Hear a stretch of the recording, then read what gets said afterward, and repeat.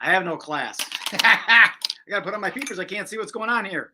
I'm going to go get Steve, and he's going to reprimand me for stepping out of the norm. Where's Steve? Oh, what's that? A top hat. My top hat. It's little. Let's see what I'm going to pull on my top hat today. Oh, look at there. It's a hair. Oh, God.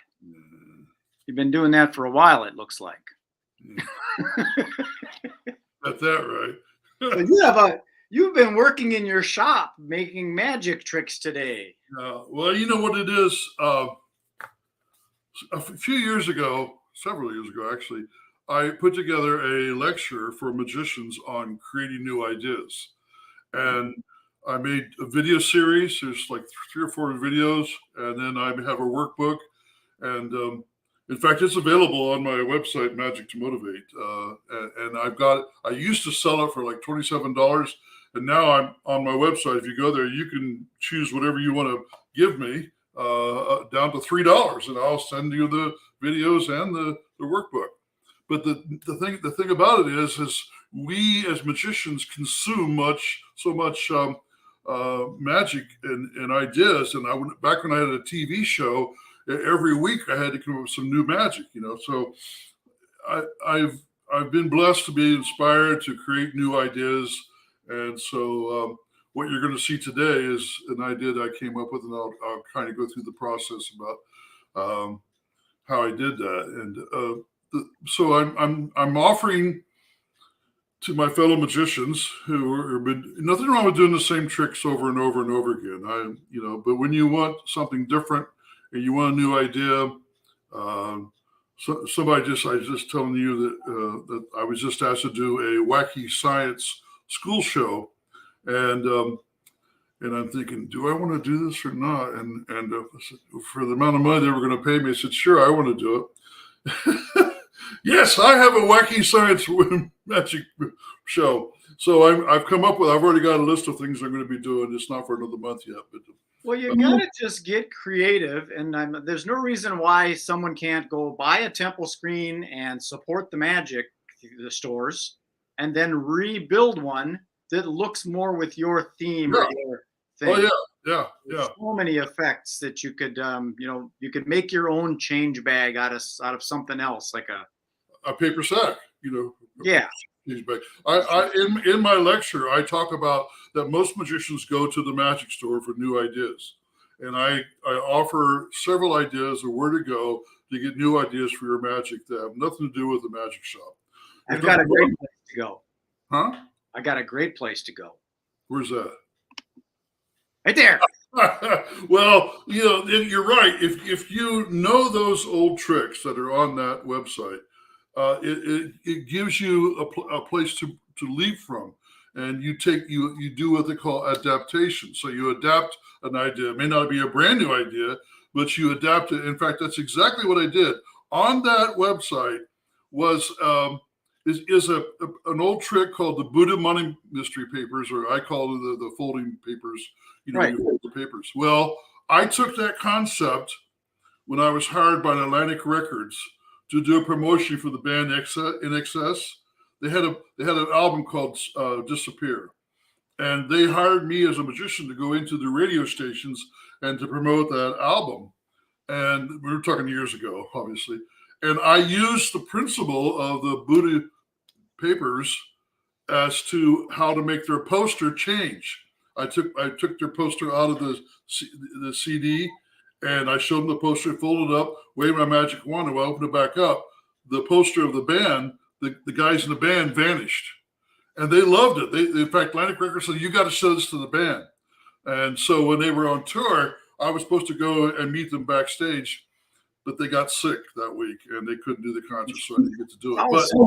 But the point is I adapted the idea of the Buddha papers to making the poster change. And I, on my motivational magic, I do the same thing with a map. I use that principle, and you can adapt and take an idea and take it to another place. So, in fact, the one I'm going to show you today is an adaptation. Well, it's a matter of getting creative. Like, the little packet thing, out to lunch? Yes. I had a show where it was going to be a big company thing, and they were going to um, announce their merge thing. They were changing name, Hmm. but in conjunction with that, a lot of the people got laid off. Yeah. So they weren't real proud of changing the name. So in our conferences and stuff, we decided to change the theme more of representing this woman that had worked there for a long, long, long time, and we were highlighting her and acknowledging her time with the company. And then we gave her a big check, and it was a big jumbo check, and it had the old logo on it. So I had her turn it around and sign her name on the back. And then when they turned it around, the new logo was on her check. Hey, So it's just clever a idea. simple thing That's a about great idea. That very yeah. great adaptation of a trick principle. And Yeah. it was a big one of those big jumbo checks. Yeah, I got you. Yeah, it makes total sense. Yeah. So you That's can buy that stuff at this little cheap yeah, magic store and turn into $1 million gig. some stuff in it that you may have never seen. That Well, I was saw your post about the Buddha papers, and I thought that's fun. Put the dollar bill in there and give them 3/4 back. yeah, that was adding my concept was adding the dollar bill, change it into a mismade bill. Because the whole idea was folding, that was the idea behind it. Mhm. So today, I'm thinking, what can I do? I don't know if you remember seeing this meme that was I posted on Facebook. You remember that? I don't remember that one. I'm sorry. Yeah. And it was about Oh yeah, about yeah, yeah, yeah, yeah. items that only older generations are going to know how to use and what they are. Right. And so I've been thinking, what can I put in my show that the senior audiences are really going to identify with and enjoy? And I know that two factors. One is they have their memories, and then they have a camaraderie that they've grown up in the same time period together. Sure. So that's when I thought, okay, I gotta capitalize on this idea. And so the mem said, how many young people today know how to use one of these? Exactly. In fact, I saw a video of some kids trying to use this and didn't know how to use it.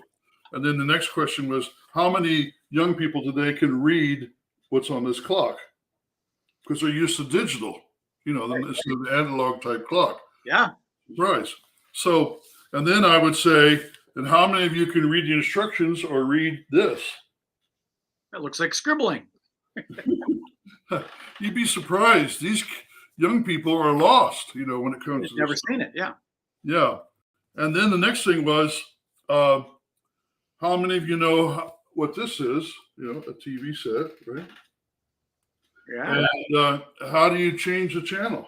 How do you turn it on, change the channel? Because there's no remote.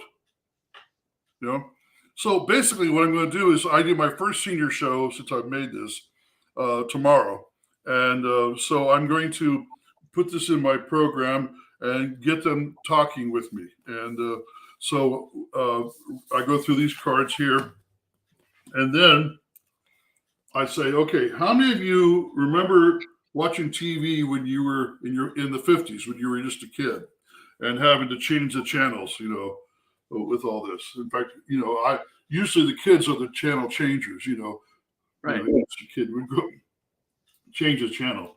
So then I'm going to ask them, I said, tell me, what was your favorite show back in the 50s? So I'm going to ask for people to give me their suggestions. What do you have one? What was the most popular show back in the 50s Oh, on TV? I was thinking like Gunsmoke and stuff, but that's kind of Gunsmoke was one. Yeah. I Love Lucy. Ah, yes, you're right. Lucy, you got splaining to do. We open up and there's I Love Ricky Ricardo. TV. Yeah. Yeah.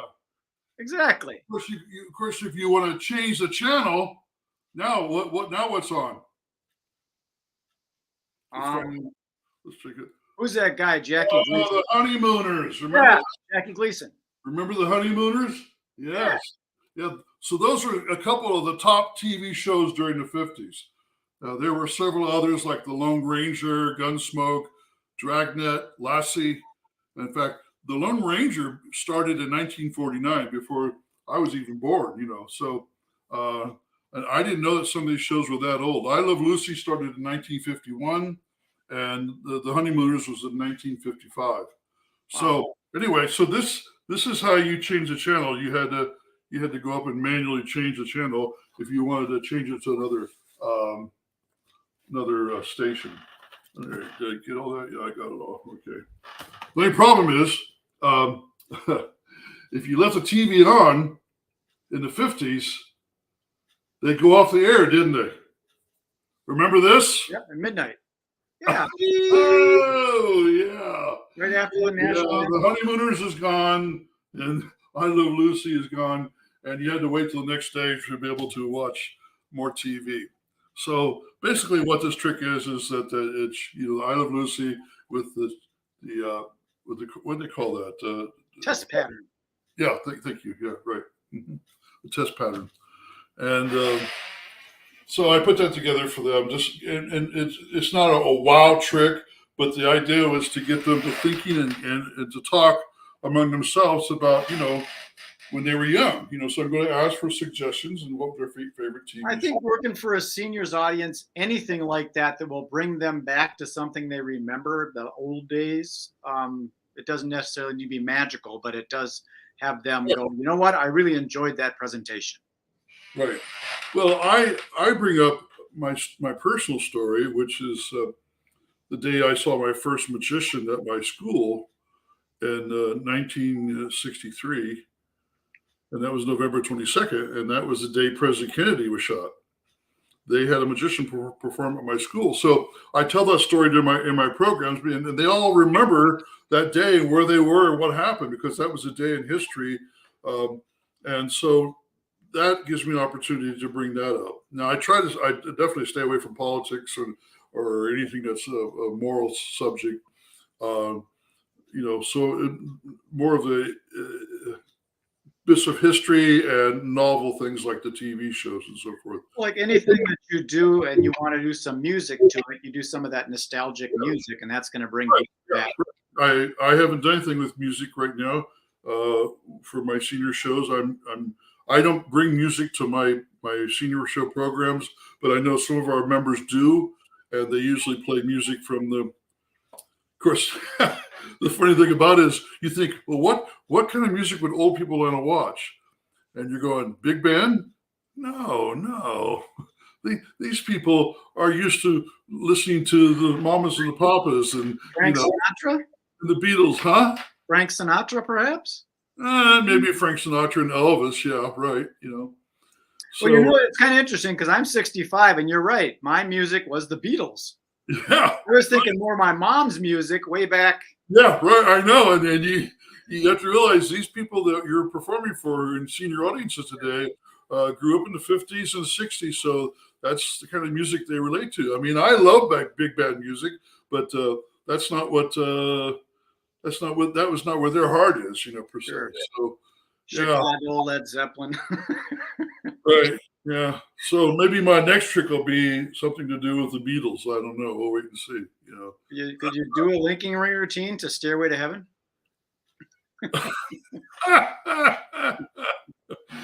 Oh, I don't know. Stairway to Heaven. I don't know if that's a proper theme for them. You're about to die, so we better do Stairway to Heaven. I don't know. I don't fear death. I have no problem with it. So. Well, Steve-O, you bring the fun back in it. That would be an interesting.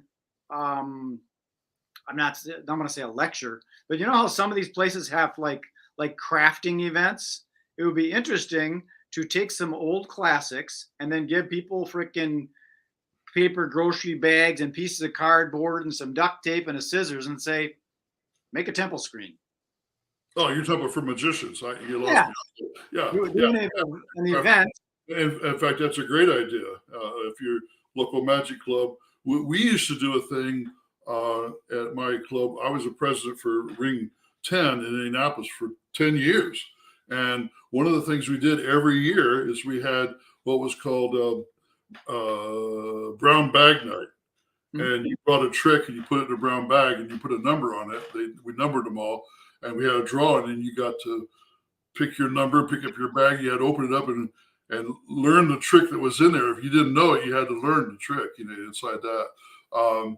So a lot of them were old tricks, classic type tricks, so you're right. Yeah, there's another good example. So yeah, the whole idea is to be creative and nostalgic. I don't know. I've never. Someday I need to bring out my box of magic trinkets, or whatever you want to call them. At every lecture, I have. You showed me that, all those weird things. Did I show them to you? I haven't done that yet, have I? I think off the air, you showed me that box. Oh yeah, okay, yeah. Well, then I have a box, and it has like 8 or 8 items in there that are used by magicians. They're never seen by the audience, right? And but they're old, And so I say, if you can tell me what all these items are and what they're used for, you win a prize. I do that at the lecture. Right. And I've had one person over the past 30 years know what all those items were. You showed me that. You threw me off a little bit because you put in a 45 record adapter. Don't give it away. You're right. One item in there was not a magic product. Yeah, that was intentional. Yeah. Now I screwed it up. There's going to be hundreds of thousands of people all over the world seeing this, and it's screwed up. That's okay. Yeah. So yeah, nostalgia for magicians, nostalgia for our senior audiences. There has a lot to be said about that. You actually make a lot of your props and things, don't you? I try not to. I have all these ideas, and I can't find anybody to make them, so I have to make them myself. Oh, is that why you do it? Yeah, I got more ideas than I have people who can build stuff for me. I have three more products I would like to put out on the market right now. I can't find anybody to make them. I got a few people interested, but nothing's happening. Well, it's a lot of work to build things these days. Somebody will build me one or maybe two, but I want a dozen. I want 2 dozen of whatever it is I'm coming up with. Right. I've got a new concept, the mirror trick, where you show a mirror and you push a needle through it, a giant needle, Well, I've got a whole new concept with that I've been trying to get made, and I can't get anybody to make it. I've talked to a couple of people, and I've done a variation for myself in my show, and it comes off very strong, very, very strong. In my version, you actually use a butcher knife, and you jab it through the mirror. Why don't you go to your local school and see if you get the woodshop teacher to create it as a project for the kids, and you get 30 of them made. I can get 1 or 2 made, but I want dozens made. Well, you have the whole classes making them. Yeah, and just like my watering can, Botania, Toro was making them for a couple of years, but this last year he stopped making them because he got forced to move out of the warehouse he was in, and was not able to adapt the space with what he had. So anyway, nobody's making my watering can Botania. And by the way, I have one for sale, one used one for sale. I'm keeping the one I have. It's right up here. And here, let me get it for you. This is the one I have for sale. So if anybody's interested in buying that, then talk to me. Here's somebody. The one where it's a watering can. There's somebody might have a connection for you for your. Good. Yeah. Well, please send me the information for that person. It has to be somebody who knows how to work with wood, and yeah. And then I have another idea too. So it's not easy. I'm not really a craftsman. I don't have the space. When I first came out with my jumbo spelling bee board, where you could show it blank, before you put the cards in, I had to make it myself, and I did. I had a garage and a table saw, and I was able to. Someone says they're interested in the watering can. Let me know. I don't know who you are because we don't identify here on. So, but I had to make that myself, and I did okay. But the one I still have right now is one of the original ones that I made, but it's real heavy. Whereas the new ones that I had made through a manufacturer are really light and well made and beautiful, but they're not making them anymore. And so I don't have any. I'm in the process once again trying to find someone to make this spelling bee board where you can take the card. You know what spelling bee board is? I assume you do. I don't. Oh, okay. Well, I don't have it here in front of me. Spelling bee board. Here's what it is. It's a frame with windows in it. It has 7 windows, and you have 7 cards, and the cards have letters on, so it spells out a word, whatever, or a jumble of letters. And you take the cards out of the frame, and you turn it around, and it has numbers on the backside, and you mix up the cards, and the audience tells you what order to put the cards into the slot. And the question is, will it spell what you want it to spell? And when you turn it around, it spells exactly the word you want to spell. And I use it in my reading programs, and I use it in my motivational programs for success. And you can also spell the word magical. And there's all kinds of words you can use. But the point is I came up with the idea to be able to show up blank. There was one on the market where you had to turn it around before you took the cards out, because if you took the cards out ahead of time, you would see how it's done. So I came up with a version where you can take the cards out of the window frames and it's blank. There's nothing there. And I've sold a lot of them over the years. And like I say, I have one manufacturer right now who's into working, but he's still not gotten them done. It's been a couple of years now. So but the whole idea is for you to come up with your ideas and put it out there. And I talk about that in the lecture, in the video lecture, and the workbook on new ideas for magic, as to why you want to do this. You know, you have these ideas in your head, and they, like I said, there could be adaptations. It doesn't have to be a brand new trick, but it has to be a major improvement to adapt it, to use it in a new form, and to be able to make it valuable enough that people would want to buy them if you want to sell them. But at least build one for yourself, or find someone to build it for you, So, but this was. I'm not showing you how this is done. If you really want to know, I guess you can contact me. Part of the reason why is because the concept behind this came from a trick I bought years ago called Pinky the Ghost by Mad Blood Productions.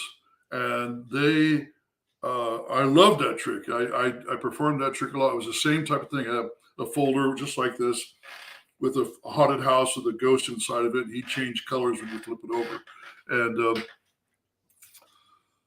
I contacted them, and they said, hey, I want to use your idea for another trick. And so I came up with here it is right here.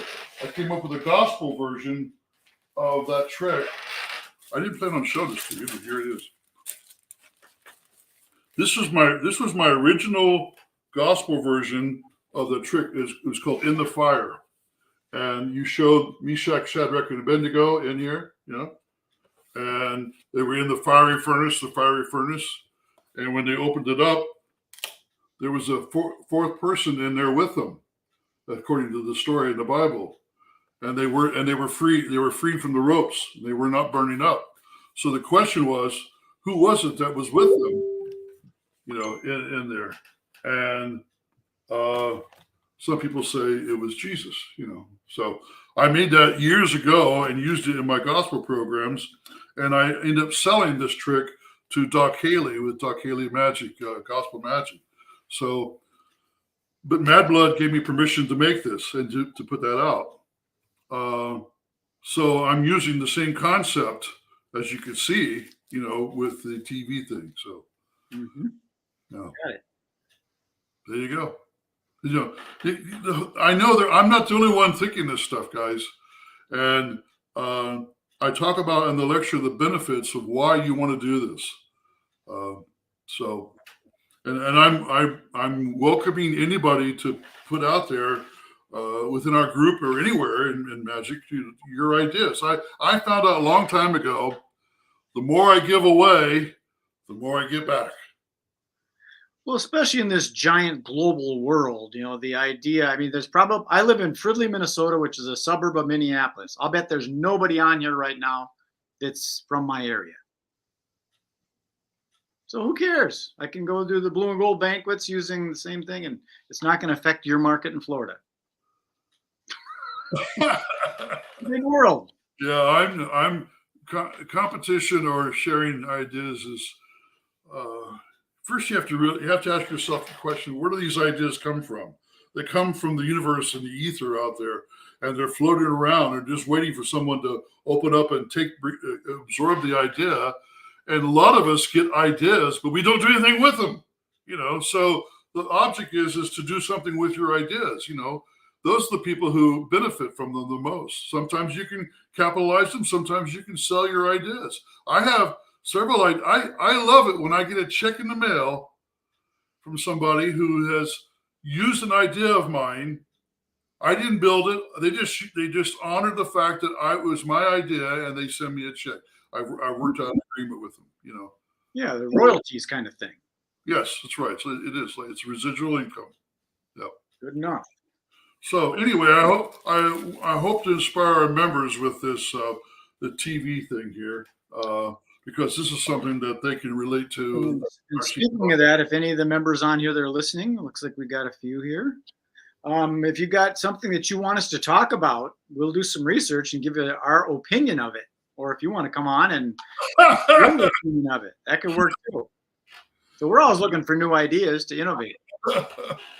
Yeah, no, this is really a more of an open forum, and would like to hear more from our members and what they think and their thoughts. Please be giving just like I am. So, and I promise you, when you start giving like the way this, ideas come to you. New ideas, more stuff. I got more stuff that I can formulate. So it's a lot of universe. For every action, there's an equal and opposite reaction. Hey, it's just been fun today. So 27 minutes we've gone over. We're almost at half an hour. Oh my God. I don't know what we're going to do next week. We'll wait and see what shows up. We'll figure it out. It'll happen. Okay, Steve-O, you're going in the green room. Enjoy your hors d'oeuvres. I got some cornflakes back there. Remember cornflakes? They still around? So that's the story, Morning Glory. Appreciate you guys tuning in. If you got any comments, ideas, questions, complaints, it all works. So be good, be kind, be nice. We'll talk to you later. Enjoy the rest of your day. Be well. See you. Bye.